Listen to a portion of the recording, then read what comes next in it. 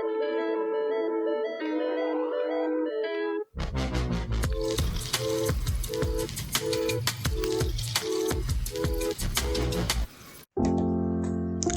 Minecrafters, this is MC Rep, and I want to keep this video short since we don't know too much about the Warden, but I do want to explain why I think the Warden is a big deal.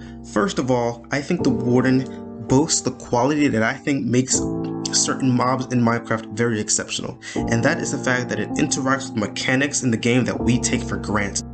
Take, for example, piglins. Normally, especially when traversing a dimension like the Nether, which is super dangerous, but pretty much in any case throughout the game, most players would just get the best armor they have. Hopefully, they would have mined up to diamonds at that point, but you know, whether it's iron armor, enchanted iron armor, diamonds, enchanted diamond armor, whatever the case may be, they would just bring the strongest enchanted armor they have to whatever situation they need to face.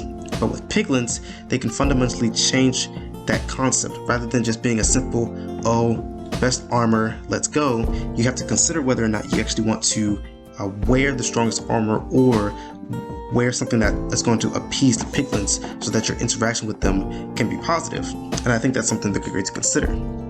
Now, I think that something that could also go into that would be the uses of alternative armor, such as the turtle helmet, the elytra, and hopefully new items that would go in the place of leggings and boots. I think that alternative armor needs to be a thing, but that's ranting, that's besides the point. For example, a mob like the Enderman, pretty simple. You know, most mobs, you can look at them or not look at them and whatever. You just need to look in their direction so you can hit them. But for Endermen, they actually interact with a mechanic that is rather unnoticed. You don't really pay attention to where you're pointing your cursor except when it deals with Endermen. And finally, like the Phantom interacts with sleeping. Before the Phantom, we would consider sleeping is just, do I want to stay up or not? And really that's all. Do I want to be protected from mobs or not? But with Phantoms, now you have another thing to consider. Of course, people can argue that maybe the Phantom should have been implemented a different way, whatever the case may be, but ultimately, this does make the Phantom at least a unique mob compared to other mobs in that it changes fundamentally a game mechanic that we take for granted. And the Warden also does that. Very simply, the Warden can hear the sound we make. Normally, whenever you're playing a game, the sound of simply walking on the ground is simply just for that feedback, so you know your game is actually working, so you can tell what kind of ground you're on, whatever the case may be, just to be more thematic. But now, it's something that you have to actually consider about, you know, throwing projectiles in a certain way to attract the mob or to distract it, whether or not you're sneaking so you can actually move past it, or whether or not you want to make noise perhaps in a certain way in order to lead it to a certain place so perhaps you can kill it easier, whatever the case may be. Now, how you make noise in the game is something that people have to consider, and I think that is what makes the Warden exceptional. Point number one. Now, point number two, a little bit more speculative, which is the Warden's connection to lore.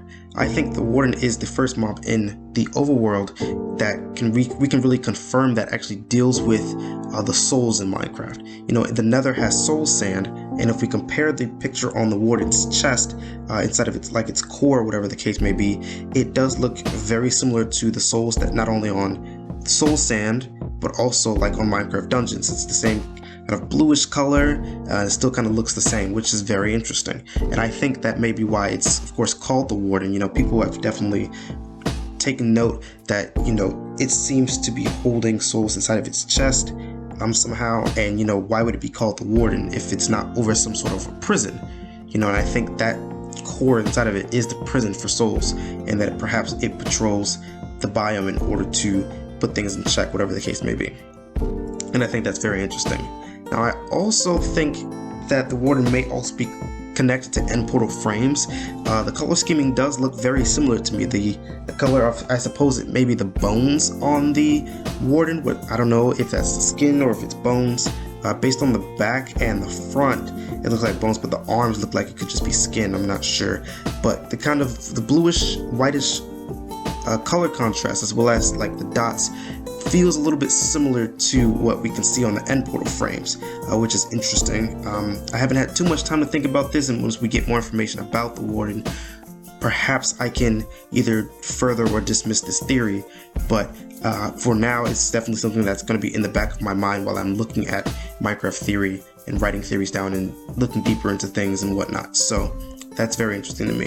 Well, with that being said, that's pretty much all I wanted to cover. I think the Warden definitely is an exceptional mob, and I really hope that Minecraft continues to make mobs in this way, and I hope it's something that people consider whenever we're asking for a mob to come to Minecraft, whether it's to a vote or through feedback, because, you know, when we want to add something like, you know, dragons or just like bears or like owls, like what you have to really consider, what are these things actually going to change? If you want a specific mob to come to Minecraft, it can't just be because it looks cool. I mean, that's not really good game design per se.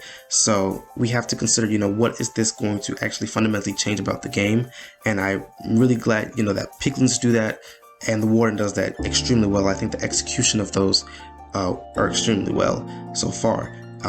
And I think the fact that, I guess, kind of backtracking a little bit, but kind of what I've said in my what I want in Minecraft's 4th dimension video, you know, since the Warden interacts with the skulk sensors, it's kind of the same thing about having a bit more dynamic plants or having a bit more of a dynamic environment, and I think that's also very interesting, and it's, you know, goes hand in hand with the Warden and the skulk. They kind of work the same way as far as we can tell so far, so it's very interesting, and I'm glad to see that they can make something like that where, you know, normally when it comes to the game, it's kind of us interacting with other mobs, but being able to interact with like the environment, the plants, or just the ground itself is much more interesting. So it kind of builds on the idea of like how magma blocks work, you know, because you can sneak on it and you'll be fine, or soul sand, it slows you down. So kind of being able to expand on that idea that the blocks around you are also going to interact with you. And I think perhaps even Snowier Snow is going to be this powder snow, as we've been able to tell. We'll be able to do this, kind of expand this idea, and hopefully Snowier Snow would as well, but, you know, we don't know what that's going to be like. But I'm glad that the Warden in particular has a great new mechanic, and they've designed it so well. I think it's amazing. With that being said, I wanted to keep this short. I think I ranted a little bit too much, but nevertheless, Minecrafters, don't be a Fortnite fool, Hytale hypocrite, or Roblox reject. Always be an amazing Minecraft master. Stay blocky.